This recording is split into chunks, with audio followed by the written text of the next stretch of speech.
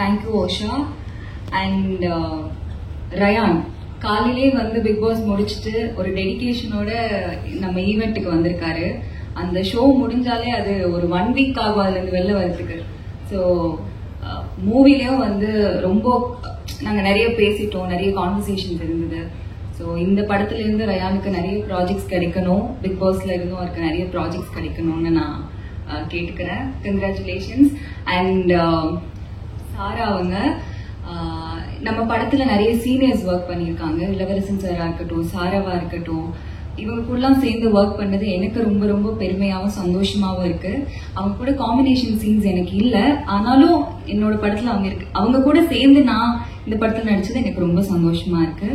And லாஸ்டா ஹரிக்கு வரேன். And Uma ma'am and என்னோட அப்பாவா பண்ண ஸ்ரீராம் சார் அண்ட் மஹிமா எல்லாருக்குமே ரொம்ப ரொம்ப பெரிய தேங்க்ஸ். அண்ட் இந்த படத்துல காஸ்டியூமரா பண்ண வாசிக்கு ரொம்ப ரொம்ப நன்றி. காஸ்டியூம்ஸ் எல்லாமே ரொம்ப நல்லா பண்ணி கொடுத்துருந்தாங்க. ஹரியோட கேரக்டருக்கு ஏற்ற மாதிரி ஹரியோட காஸ்டியூம்ஸ் எல்லாம் இருக்கும், என்னோட கேரக்டருக்கு ஏற்ற மாதிரி என்னோட காஸ்டியூம்ஸ் எல்லாமே இருந்தது. ஸோ ரொம்ப நன்றி வாசுகி. அண்ட் கமிங் டு ஹரியும் டேரக்டர் வந்து ரொம்ப க்ளோஸ். ஒரு 2-3 இயர்ஸா அவங்க ரெண்டு பேரும் தெரியும். ஆனா நான் தான் வந்து புதுசா வரேன். ஸோ என்னை ரொம்ப கம்ஃபர்டபுளா செட்ல வச்சிருந்தாங்க. எனக்கு ஒவ்வொரு சீன் பண்ணும்போது நாங்கள் நிறைய ரிஹர்சல் பண்ணிட்டு சீன் பண்ணியிருந்தோம். ஸோ அந்த கம்ஃபர்ட் ஜோன் கொடுத்ததுக்கு ரொம்ப ரொம்ப நன்றி ஹரி. இந்த படத்துல ரொம்ப நல்லா பண்ணியிருக்காரு. இந்த படத்துல இருந்து அவருக்கும் நிறைய ப்ராஜெக்ட்ஸ் வரணும் அப்படின்னு சொல்லிட்டு நான் வேண்டிக்கிறேன். And thank you so much press and media.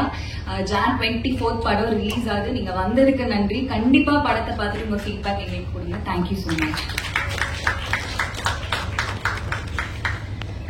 Canada ஃபிலிம்ஸ்ல இருக்கிறதுல ஒரு பெரிய பெருமை, அந்த கம்பெனியில வேலை செஞ்சதுல எனக்கு ரொம்ப பெரிய ஒரு மகிழ்ச்சியும் ஒரு பெருமையும் இருக்கு அப்படின்றத உங்களுக்கு நான் ஷேர் பண்ணிக்கிறேன்.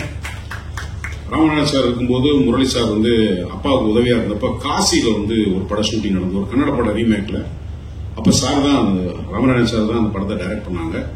நான் ஸ்கூல்ல படிக்கும் போது ராபர்ட் ரஹீம் எம்ஏ காஜான்னு சொல்லி டைரக்டர், சுழிராஜ் சாரோட காமெடி அந்த காலத்துல ரொம்ப பாப்புலர். சுதாகர் சார் வச்சு நான் நிறைய படம் எடுத்தவங்க. ராம் ரஹீம்ன்ற பேர்ல 2 பேரும் ரிட்டையர்களா முதல்ல டைரக்ட் பண்ணி அதுக்கப்புறம் தான் ராமநாதன் சார் தனியா படம் பண்ணாங்க. ராமநாதன் சார் வரும்போது இந்த வேலையில்லா திண்டாட்டம்ன்றது அப்ப 80s ரொம்ப பெருசா இருக்கும்.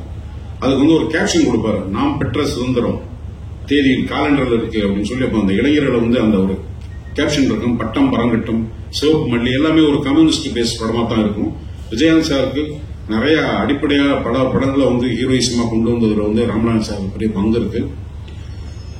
அந்த கம்பெனி, அந்த டைரக்ஷன், அந்த ஸ்கூல் வந்து இன்றைய சினிமாவை ரொம்ப முக்கியமாக அந்த மாதிரியான தயாரிப்பு சூழல் உள்ள இயக்குநர்கள் தேவைப்படுறாங்க. இன்னைக்கு ப்ரொடியூசர்ஸ் மாத்திரம் இருந்து பிரயோஜனம் உள்ள டைரக்டர்ஸ் ரொம்ப முக்கியமா இருக்காங்க. டைரக்டர் சரியா இருந்தாங்கன்னா அமைகிற டீம் நல்லா இருக்கும்.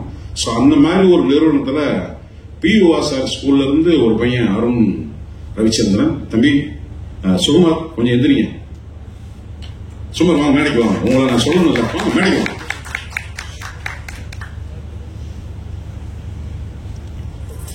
மேல வாங்க.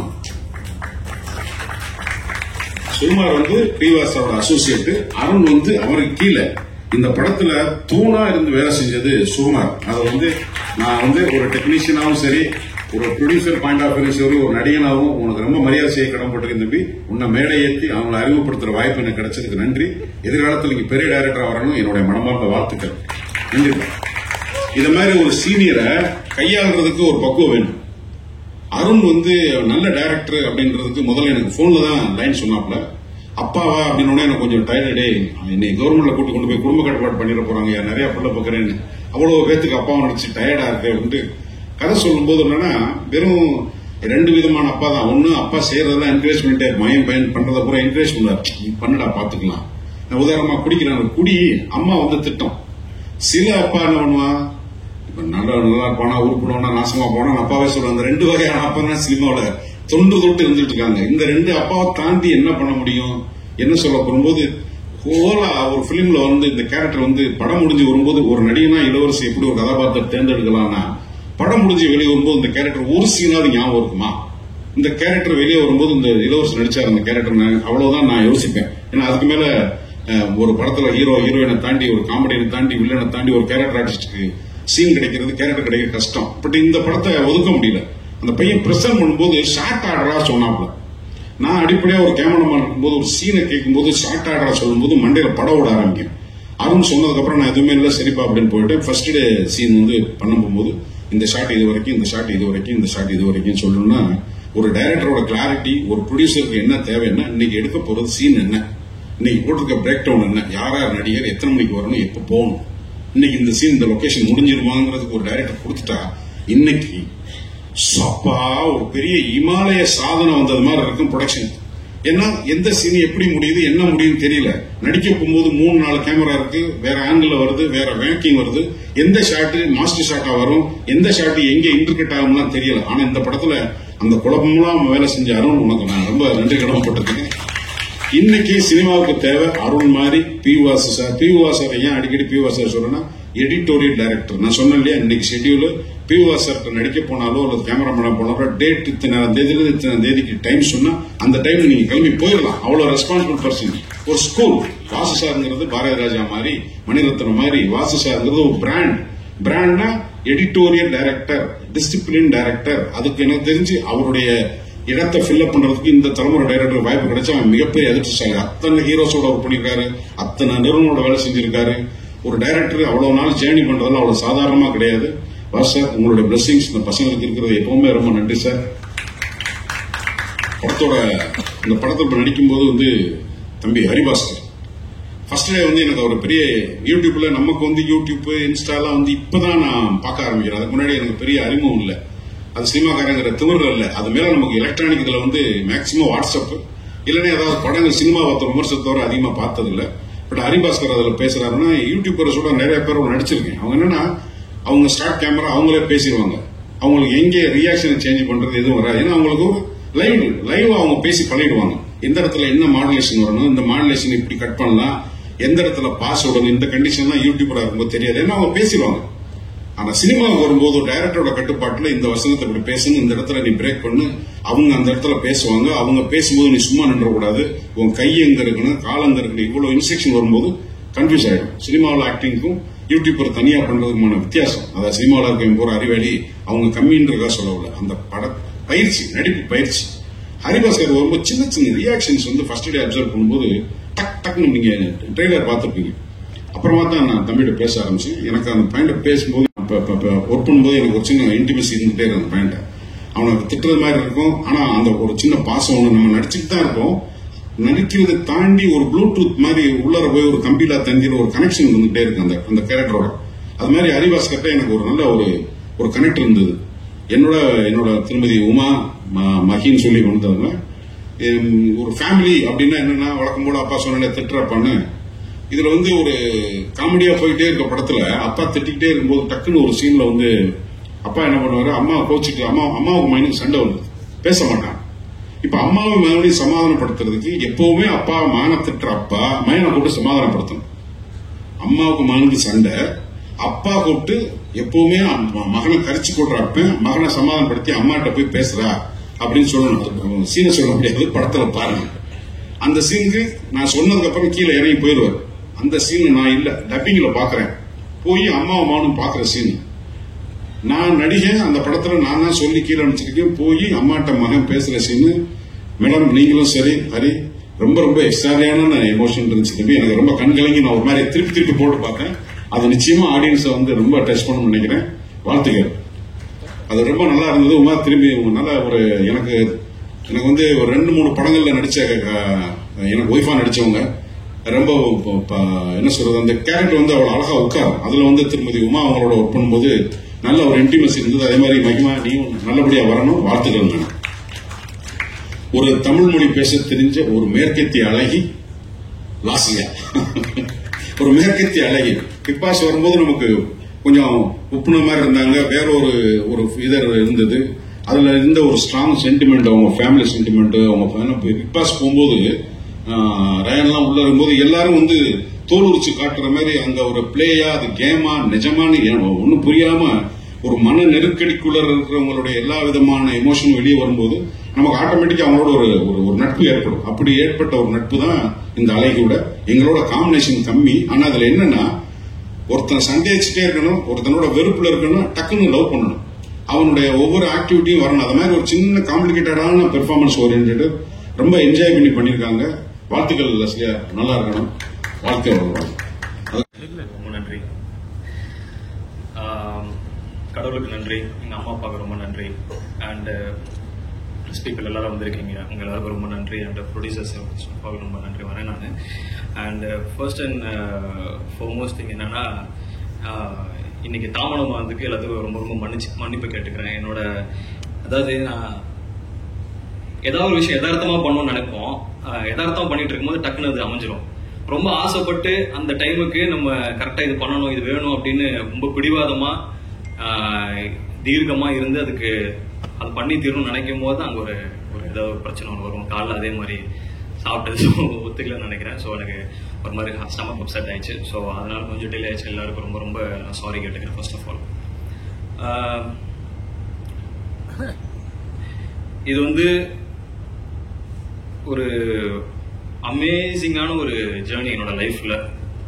நான் இந்த மொமெண்ட்டை வந்து நான் எப்படி பாக்குறேன் அப்படின்னா, நான் ஸ்டார்ட் பண்ண மொமெண்ட்டை யோசிச்சு பாக்குறேன். இந்த தருணத்துல இப்ப இருக்கும்போது நான் எங்க இருந்து ஆரம்பிச்சேன் அப்படிங்கறத யோசிச்சு பாக்குறேன். முத எனக்கு முன்னாடி கேமரா வந்து வச்சு என்ன நடிக்க வச்ச என்னோட ஃப்ரெண்ட்ஸ் அங்க இருந்து இப்போ இந்த மொமெண்ட் நான் இங்க இருந்து இந்த ஸ்டேஜ்ல நான் வந்து நிக்கிறது அப்படிங்கிறது எனக்கு வந்து ஒரு பெரிய ஒரு ஆச்சரியமா இருக்கு. ஃபர்ஸ்ட் ஆஃப் ஆல் தென் நான் தனிப்பட்டு இதை யோசிச்சு பார்க்கும்போது, ஓகே நம்ம இவ்வளவு தூரம் ஒரு டிராவல் ஒன்று பண்ணி வந்திருக்கிறோம் அப்படின்னு இங்க நின்று உங்க எல்லாரும் பேசுறோம் அப்படிங்கிறது வந்து எனக்கு ஒரு ஒரு ட்ரீம் கம் ட்ரூ அப்படின்ற மாதிரி ஒரு விஷயம் வந்து நினைக்கிறேன். ஏன்னா நாளைக்கு எங்க படம் வந்து 24th ரிலீஸ் ஆக போகுது.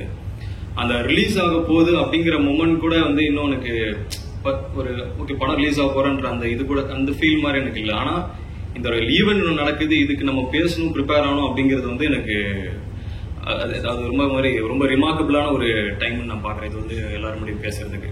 ஸோ ஃபர்ஸ்ட் வந்து நான் ரொம்ப ரொம்ப தேங்க்ஸ் அண்ட் என்னை வந்து இன்ட்ரோடியூஸ் பண்றேன் தமிழ் சினிமாவுக்கு. என்னை வந்து இன்ட்ரோடியூஸ் பண்றேன் தெனாண்டால் ப்ரொடக்ஷன்ஸ் அவர்கள் வந்து முரளி சாருக்கு தான் first of all first and foremost thanks எனக்கு. ஏன்னா அவருக்கு வந்து நான் பேசணும் சாருக்கு எனக்கு வந்து அப்ப என்ன யாருன்னு தெரியல. அதுக்கப்புறம் தான் என்னை பத்தி என்ன பண்ணாருன்னா பார்க்க ஆரம்பிச்சாங்க, யூடியூப் வீடியோஸ் எல்லாம் பார்க்க ஆரம்பிச்சு ஓகே அப்படின்னு இருந்தாங்க. அதுக்கப்புறம் ஒரு சின்னதா ஒரு ஜேர்னி இருந்தது ஒரு வருஷம். அப்புறமா வந்து நான் கண்டினியூஸா சார் நான் வந்து ஃபாலோ பண்ணிட்டு இருந்தேன். அப்போ பண்ணி சார் இது மாதிரி ஒரு லைன் ஒன்று இருக்கு சார், இது மாதிரி ஒரு பார்க்கணும் சார் அப்படி சொல்லிட்டு இருந்தேன். கண்டினியூஸா ஃபாலோ பண்ணு. எப்ப நான் பேசினாலும் அந்த ஒரு சின்ன ஒரு ஹெசிடேஷனும் இல்லாம எனக்கு ரிப்ளை பண்ணி அந்த டைம் அண்ட் டேட் வந்து கரெக்டா சொல்லுவாரு. சொன்னும் போது நான் கரெக்டா மீட் பண்ணுவோம். அதுக்கப்புறம் நடந்ததுதான் மற்றது எல்லாமே. ஸோ ஃபர்ஸ்ட் இந்த ஆரம்பிக்கணும்னு பார்த்தா அருண் இருந்து நான் வந்து ஸ்டார்ட் பண்ணோன்னா, நாங்கள் டேரக்டர் ஃபர்ஸ்ட் ஆஃப் ஆல் வந்து சொன்னார் ஒரு வருஷத்துக்கு முன்னாடி அந்த டைம்ல யூடியூப்ல பண்ணும்போது எல்லாருமே என்ன அப்ரோச் பண்றது எல்லாமே ஷார்ட் ஃபிலிம்ஸ்க்கு அதுக்கெல்லாம் அப்ரோச் பண்ணுவாங்க. ஸோ அதுல எது நம்ம வந்து பார்த்து நம்ம ப்ராப்பரா ஒரு ப்ராஜெக்ட் செலக்ட் பண்ணணும் அப்படின்னு சொல்லி நான் நினைப்பேன். அந்த டைம்ல வந்து அந்த சினாப்சிஸ் நான் வந்து படிச்சதுக்கு அப்புறம் அந்த பாயிண்ட்டுக்கு மேல எனக்கு ரொம்ப கனெக்டடா இருந்தது. ஏன்னா நம்ம எப்படி பெர்ஃபார்ம் பண்ணுவோம், எப்படி நம்ம யூடியூப்ல பெர்ஃபார்ம் பண்ணுவோம் அப்படிங்கிறது வந்து ஒருத்தர் வந்து அப்படியே தத்ரூபமா வந்து எழுதியிருக்கிறாரு.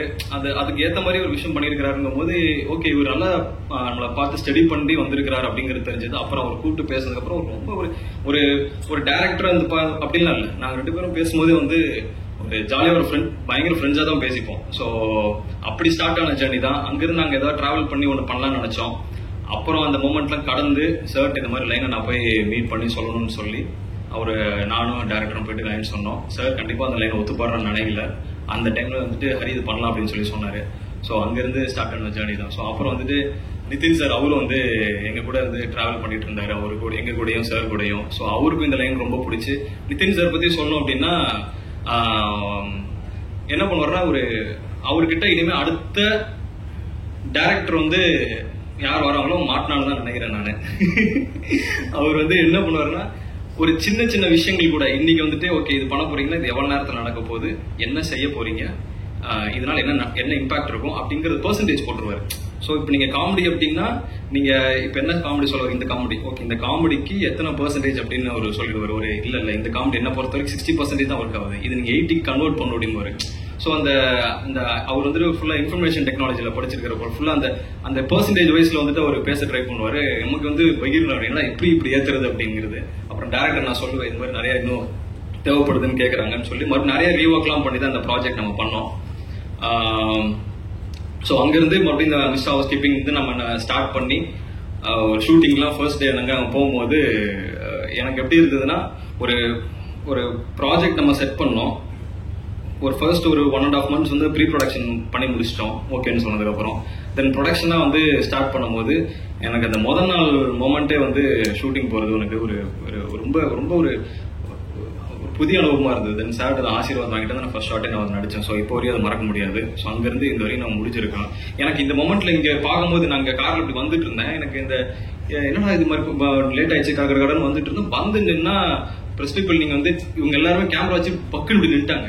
இன்னொன்று எனக்கு பகீர்னாச்சு. எனக்கு இது மாதிரி எக்ஸ்பீரியன்ஸ் பார்த்ததில்லை. பார்த்துட்டு அவ்வளோ ஃபோட்டோ எடுக்க ஆரம்பிச்சாங்க. எனக்கு வந்து அந்த டைமில் புரியல என்ன நடக்குது இப்போ இங்கே. சரி ஓகே ஃபோட்டோ எடுக்கிறாங்க, இப்போ நம்ம உள்ள இந்த ஈவெண்ட்னால இந்த மாதிரி நடக்குது அப்படிங்கிற ஒரு மொமெண்ட் தான் இருந்தது. ஸோ இந்த படத்தை பற்றி அடுத்து நான் சொன்னோம் அப்படின்னா தென் லாஸ்லியா அவங்க சொல்லலாம். ஸோ லாஸ்லியா வந்து எப்படின்னா உள்ள வரும்போதே வந்து அவங்க ஃபர்ஸ்ட் எங்களுக்கு வந்து எங்களுக்கு நம்ம பிக் பாஸ்ல பார்த்துருக்குறோம், அவங்க யூடியூப்ல பார்த்துருக்குறாங்க. ஆனால் வந்து எப்படி நம்ம நடிப்போம் அப்படிங்கிறது வந்து எங்களுக்கு தெரியல. ஸோ ஒரு 3 நாள் ரிஹர்ஸ் பண்ணோம். ஸோ அப்போதான் வந்து ஃபர்ஸ்ட் டேலாம் அவங்க பார்க்கும்போது ரொம்ப அமைதியா கம்போஸ்டா காமா அப்படி இருந்தாங்க. எதுவுமே பேச மாட்டாங்க, ரொம்ப ரிசர்வ்டா இருந்தாங்க. சரி எப்படி இவங்க பெர்ஃபார்மன்ஸ் புல் பண்ணுவாங்க? ஏன்னா படம் ஃபுல்லாவே 2 பேரும் சேர்ந்து டிராவல் பண்ற மாதிரி ஒரு சீன்ஸ் இருக்கு. பயங்கர எனர்ஜியா வந்து நடிக்கணும் அப்படின்ற மாதிரி இருந்தது. நானும் டைரக்டர் அப்படி குஷியா வந்து ஏதாவது பண்ணலாம் அப்படின்னு சொல்லிட்டு எனர்ஜியா இருக்கிறோம். அவங்க வெறும் கம்போஸ்டா இருக்கிறாங்க. சரி என்னடா பண்ணுவாங்களா அப்படின்ற மாதிரி யோசிச்சுட்டு இருக்கும்போது செகண்ட் டேல இருந்து அதுக்கப்புறம் வந்துட்டாண்டா பத்ரகாளி அப்படின்ற ஒரு ரேஞ்சுக்கு அவங்க கொடுத்த ஒரு பெர்ஃபார்மன்ஸ் அமேசிங்கா இருந்தது. சான்ஸே இல்லை. அந்த செகண்ட் டே தேர்ட் டேல இருந்து அவங்க ஒரு ஃபார்ம் அவங்க கிளியர் பண்ணிட்டாங்க. தென் எங்களுக்கு அந்த ஈகோ சிஸ்டமே ஒரு மாதிரி செட் ஆயிடுச்சு. ஸோ ஃபர்ஸ்ட் டே ஷூட்டிங் போனதுல இருந்து பேங்க் தான். ஸோ அங்க இருந்து எங்களோட ஃப்ரெண்ட்ஷிப் வந்து ரொம்ப நல்லா லைக் அந்த படத்தோட சேர்ந்து டிராவல் பண்ண ஃப்ரெண்ட்ஷிப்பும் சேர்ந்து அவங்களுக்கு பர்சனலாக தெரிஞ்சுக்கிறதுல இருந்து வந்து ரொம்ப புதிய அனுபவமா இருந்தது. So thanks Losliya and Arun சாருக்கு.